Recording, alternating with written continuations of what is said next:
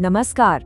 आज के इस खास एक्सप्लेनर में हम एक ऐसी कहानी पर बात करेंगे जो किसी ब्लॉकबस्टर स्पोर्ट्स फिल्म से कम नहीं है। ये भारतीय एफएमसीजी मार्केट की अल्टीमेट डेविड बनाम गोलियात कहानी है। जरा सोचिए, एक तरफ वो विशाल अमेरिकी बेवरेज कंपनियां जिनका दशकों से हमारे फ्रिज और दुकानों पर एक छत्र राज रहा है, और दूसरी तरफ एक छोटा सा देसी स्टार्टअप जो अपने साधारण से जीरा ड्रिंक के दम पर इन विदेशी दिग्गजों की नींद उड़ा रहा है। ये उलटफेर कैसे हुआ? चलिए इस दिलचस्प सफर की शुरुआत करते हैं।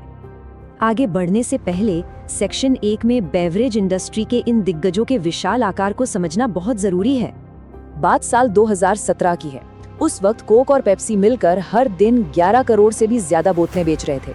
पूरे देश में 1 करोड़ से ज्यादा दुकानों पर उनका माल पहुंच रहा था। और ठीक उसी समय मैदान में एंट्री होती है लाहौरी जीरा की। शुरुआत कैसे हुई?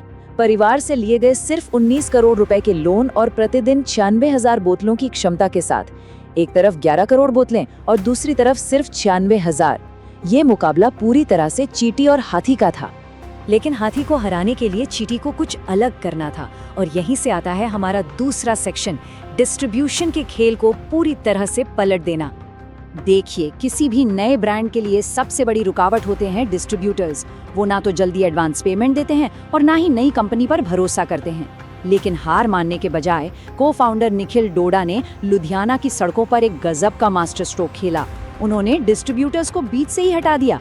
वो अपनी सैंपल बोतलें लेकर सीधे गली मोहल्ले के किराना स्टोर्स पर पहुंच गए, दुकानदारों और ग्राहकों को टेस्ट कराया और कुछ ही महीनों में बाजार में इतनी जबरदस्त डिमांड पैदा कर दी कि जो डिस्ट्रीब्यूटर्स पहले उन्हें मना कर रहे थे, वो खुद प्रोडक्ट मांगने के लिए उनके दरवाजे पर लाइन लगाकर खड़े हो गए।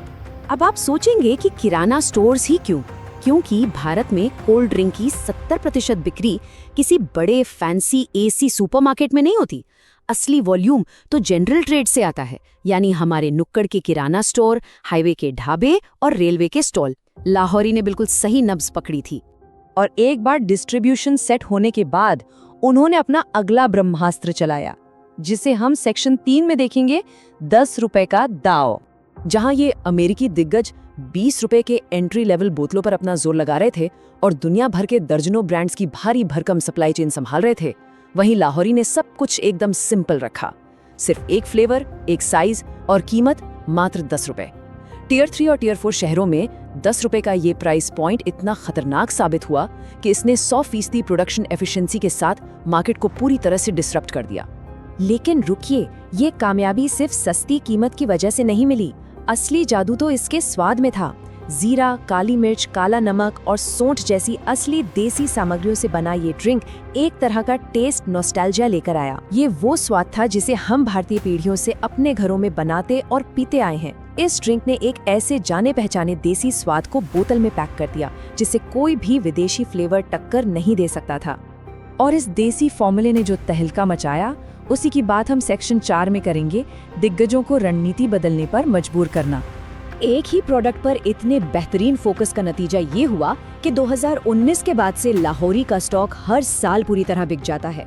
उनकी ग्रोथ इतनी तूफानी रही है कि बिना किसी भारी भरकम विज्ञापन के वो वित्त वर्ष 2026 तक 775 करोड़ रुपए के शानदार रेवेन्यू और 60 करोड़ रुपए के EBITDA तक पहुंचने वाले हैं। सबसे बड़ी बात, ये कंपनी पहले दिन से ही मुनाफे में चल रही है। अब इस कामयाबी ने विदेशी दिग्गजों के बोर्डरूम में सच में खलबली मचा दी। मार्केट शेयर खिसकता देख कोक इतना घबरा गया कि उसे अपना वो जीरा सोडा वापस बाजार में उतारना पड़ा जो दशकों से बंद पड़ा था। यही नहीं, उस 10 रुपए वाले बाजार को बचाने के लिए, जिसे उन्होंने हमेशा नजरअंदाज किया था, कोक और पेप्सी दोनों को आनन फानन में अपने 10 रुपए के पैक लॉन्च करने पड़े। एक देसी स्टार्टअप ने असल में उनका गेम ही बदल दिया। तो अब आगे क्या? सेक्शन 5 पर नजर डालते हैं, एक दिग्गज की तरह कैसे स्केल करें। लाहौरी के सामने आज सबसे बड़ी समस्या ये नहीं है कि ग्राहक प्रोडक्ट खरीद रहे हैं या नहीं, बल्कि मांग इतनी ज्यादा है कि वो सप्लाई ही नहीं कर पा रहे हैं। जैसा कि उनके को फाउंडर सौरभ मुंजाल खुद कहते हैं, ये इस बात पर निर्भर नहीं है कि हम कितना बेच सकते हैं, बल्कि इस पर है कि हम कितना बना सकते हैं। अपनी खुद की फैक्ट्रीज में वो अपनी अधिकतम क्षमता तक पहुंच चुके हैं। अब नया प्लांट लगाने में 18 से 30 महीने का समय लगता है, और पंजाब में बोतल बनाकर उसे महाराष्ट्र में 10 रुपए में बेचना तो बिल्कुल नामुमकिन है। इसलिए लाहौरी अब उसी को बॉटलिंग प्लेबुक को अपना रहा है जिसका इस्तेमाल कोक और पेप्सी करते आए हैं। पूरे देश में अपनी पहुंच बनाने के लिए वो इस साल 5 और अगले साल तक 10 से 15 बाहरी को बॉटलर्स को अपने साथ जोड़ रहे हैं। और लाहौरी जीरा का ये शानदार सफर सिर्फ एक ब्रांड की कहानी नहीं है। चलिए सेक्शन 6 में कुछ अन्य स्टार्टअप्स की बड़ी जीतों पर भी एक नजर डालते हैं। ये अंडरडॉग जीत पूरे भारतीय स्टार्टअप इकोसिस्टम की ताकत दिखाती है। आपको जानकर खुशी होगी कि सिर्फ इसी एक हफ्ते में भारतीय स्टार्टअप्स ने कुल $211 मिलियन की फंडिंग जुटाई है। ये एक बहुत बड़ा उछाल है जो साफ तौर पर साबित करता है कि निवेशक भारतीय व्यवसायों पर पूरी ताकत से दांव लगा रहे हैं। अगर कुछ प्रमुख डील्स की बात करें तो quick service house help platform Snabbit ने शानदार $56 मिलियन हासिल किए हैं।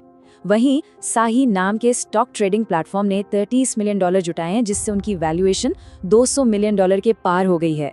और सिर्फ ऐप्स ही नहीं, मॉर्फिंग मशीन जैसे डीप टेक स्टार्टअप को भी अडेप्टेबल सेमीकंडक्टर चिप्स बनाने के लिए $4.4 मिलियन मिले हैं। हार्डवेयर के मोर्चे पर भी कमाल हो रहा है। ऑप्टिमाइज्ड इलेक्ट्रोटेक ने अपने AI सर्विलेंस कैमरा सिस्टम के लिए $3.7 मिलियन जुटाए हैं, जबकि चेन्नई स्थित विक्रा ओशन टेक ने अंडर वाटर ड्रोन और रोबोट्स विकसित करने के लिए $1 मिलियन का सीड फंड हासिल किया है। इसके अलावा इकोसिस्टम में और भी हलचल है। AI हेल्थवे और स्कायर सहित 10 भारतीय स्टार्टअप्स को पेरिस में ग्लोबल इंडिया AI मिशन का हिस्सा बनने के लिए चुना गया है। मोबीक्विक को सीधे कर्ज देने के लिए RBI से NBFC की मंजूरी मिल गई है। Amazon क्विक कॉमर्स की रेस में 100 शहरों तक पहुंचने के लिए 2,800 करोड़ रुपए झोंक रहा है। वहीं RBI ने नियमों के उल्लंघन पर कड़ा रुख अपनाते हुए BTM पेमेंट्स बैंक का लाइसेंस रद्द कर दिया है।